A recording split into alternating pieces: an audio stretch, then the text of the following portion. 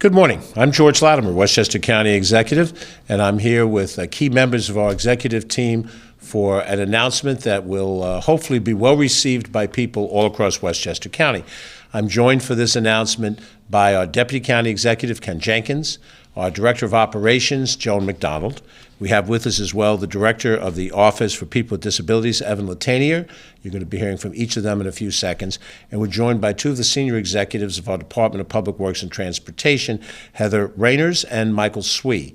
And our announcement today is one that has been perhaps anticipated. Perhaps we've teased it out a little bit just to get a little more attention to it. But Westchester County, for the second consecutive year, will be suspending fares on the Beeline bus system, the total of the Beeline bus system, beginning the 1st of July and ending on Labor Day in September. This is the second consecutive year that we have done this, and we've done it both as a matter of providing people who need a financial break in these difficult times, and also as a way to get more people to be comfortable with riding public transit. And by having a free system during the summertime, we hope that people are going to be able to use that system to see some of the different parks and services that we have around the county, be able to reach certain types of events much more easily, less people in their cars, less pollution.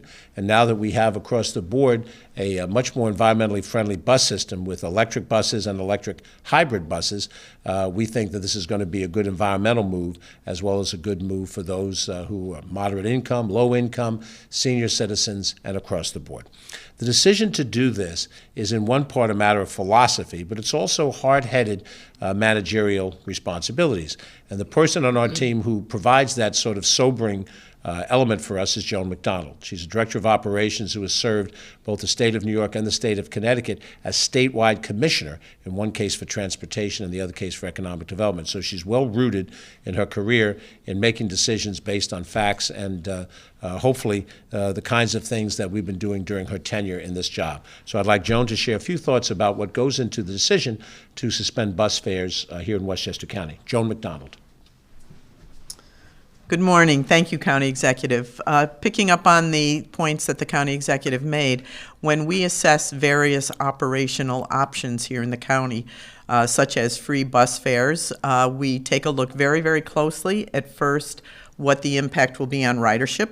What we experienced last summer when we lifted the fares and provided free bus service, we saw a 37% increase in our ridership here in the county, and that is a great thing for the residents of this county. But we also take a look at what the impact will be on the finances of either this program when we do it or other programs when we take a look at that. For this particular program, the money that we get to operate our bus system comes from three sources primarily. It comes from the fares that people pay. It comes from money we get from the federal government that we're very grateful of, and it comes from money that we get from the state called State Transit Operating Assistance. And when we look at what we can do, we take a look at what all that money is and whether we have sufficient revenue from the state, from the county, from the federal government that will offset that loss in fare revenues. And when we took a look at this, the team, which was DPWT, the Office for Disabilities, and our Budget Office, we decided to make a recommendation to the County Executive that it did make sense this summer to lift the fares, to make it free rides for Westchester residents for July and August through Labor Day. That helps a lot of different people in the communities. It helps people going to work. It helps discretionary rides on the weekends. A lot of our lifeguards that work at our county pools and our other county park employees. This is a way for them to get more out of their paychecks as they save for college, save for school, and other things. So we were very happy to make this recommendation to the County Executive, and we think it is a great thing for the residents of this county. Thank you, County Executive. Thank you, Joe. Thanks, Joan McDonald, Director of Operations. One of the targeted programs that we have that complements the regular public bus system is our paratransit system. And that bus system has been created to help those with disabilities who need special assistance in being able to get from point A to point B.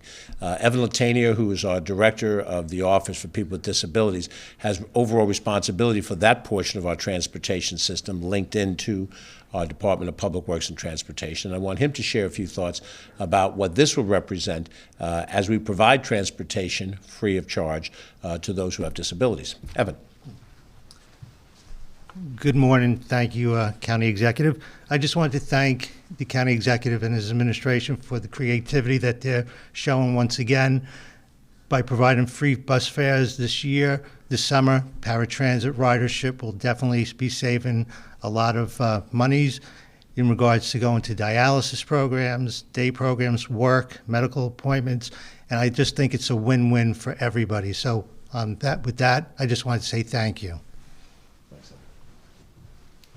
Next, a few words from our Deputy County Executive, Ken Jenkins. Thanks, George. And certainly it's another great opportunity that shows the leadership from the county executive and the ability from the team to be able to come up with these creative solutions. Last year it was done as part of an inflation fighting measure with all of the things that were going up. Obviously, inflation was going up, prices for gas, it was going up. But in addition to that, trying to talk specifically about the environment and making sure that we got more people getting engaged and ride those buses. And our hybrid buses and fully electric buses contribute to making sure that we're reducing that climate things. And specifically right now, as we're seeing the wildfire impact from Canada, there's nothing happening in the United States at all, but seeing our air quality that's being deteriorated at this particular moment in time because this is another great opportunity. And when you look around the entire country, there's many people that have been trying to do that, but again, in Westchester County, the county executive's leadership and working with the entire team, we've been able to make sure to actually get that done. And as Joe McDonald pointed out, for the folks that work in our county parks and those young folks specifically that are in the summer jobs, this is a tremendous opportunity to make sure that more of their money actually is utilized for themselves and not used in the transportation, whether that is at any of the parks that we have around the county or in any of the facilities that are going on. So another great opportunity and a great opportunity for Westchester residents to see how great our Beeline bus system is to connect no matter where they are, including down into the city to the MTA scenarios in the Manhattan and Bronx, to be able to move forward with that. And especially for all of our paratransit riders. It was very, very successful last year. We rolled out a new program at the same time and saw how exciting everyone was about that. So again, congratulations for this particular program, and back to you, George. Thanks, Ken. Now, the Beeline bus system is the second largest ridership of any bus system in the state of New York. Obviously, the New York City bus system has far and away the greatest number of riders. But when you consider the size of Westchester County, and we're a large county, but we're still smaller than Nassau County, Suffolk County, we're about the same, roughly slightly larger than Erie County. The Buffalo, the Rochester, the Albany, the Nassau County systems, all of those systems which provide public transit in those areas still have a lower ridership than what we have in Westchester County. Now, our DPWT department, as I mentioned, Heather and Michael are here. That's headed by Hugh Grecian, and there are other individuals in the department that have some direct responsibility.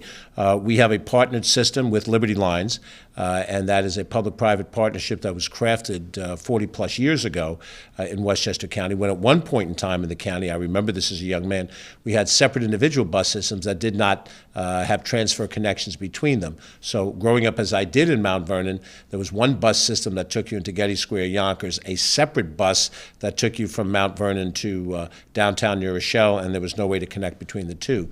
That became rationalized when the system was created in its current form, and then given the Beeline moniker so that it has a marketing image with the B and so forth. And that system now has served us well for an extended period of time. I've mentioned already the commitment we've made to make it a less environmentally impactful system by getting rid of diesel buses and moving to hybrid electric and electric buses. But it's also important to know now, with free bus fares, what can you do with this information? Obviously, if you're a commuter every day into Manhattan, perhaps for work, or if you can commute into downtown White Plains, the Beeline bus system can take you directly to or connected to the various places of work. The 13 route, for example, that leaves Port Chester and comes into downtown White Plains, goes on its way to Tarrytown, brings you to the front doorstep of major corporate office complexes along that Platinum Mile, and then continues on the other side where there are also similar type situations.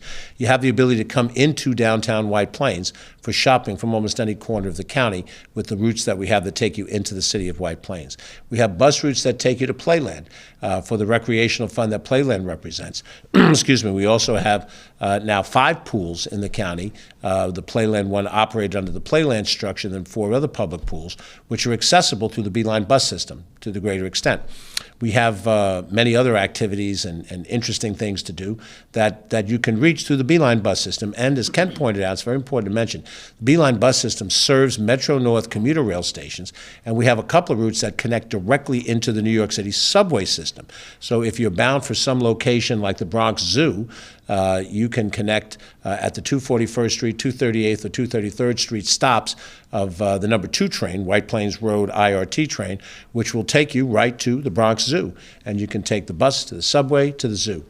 You can also walk from there to the Botanical Gardens in the Bronx. And then, of course, the New York City subway system and bus system takes you all across the 5 boroughs or 4 boroughs of New York, so you can be in Manhattan or one of the other outer boroughs. So the system has an ability to connect in a way that now opens up a world of opportunities for you. And when you're looking for some recreation to do, if you have that discretionary time during the summer, then the Beeline bus system can do that. Many other governments have talked about trying to make bus transit free. There's a discussion that's going on in New York City, a proposal that's come out of the state. We'll see what the final adoption of it is, in which a couple of lines in each borough will be made free so that you can traverse a borough east to west or north to south without cost. But then the other bus lines will still cost you. We have many of the other bus systems around the state that have contemplated it, and a couple of places have adopted it. But here in Westchester, we've made the commitment now for the 2nd straight summer in a row.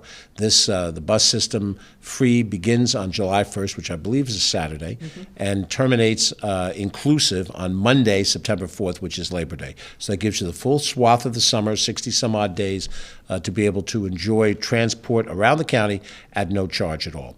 And as Joan pointed out, we've been able to do this in a financial way that's responsible, and that's important. If you don't ride the Beeline bus system, you may say, what's it worth to me?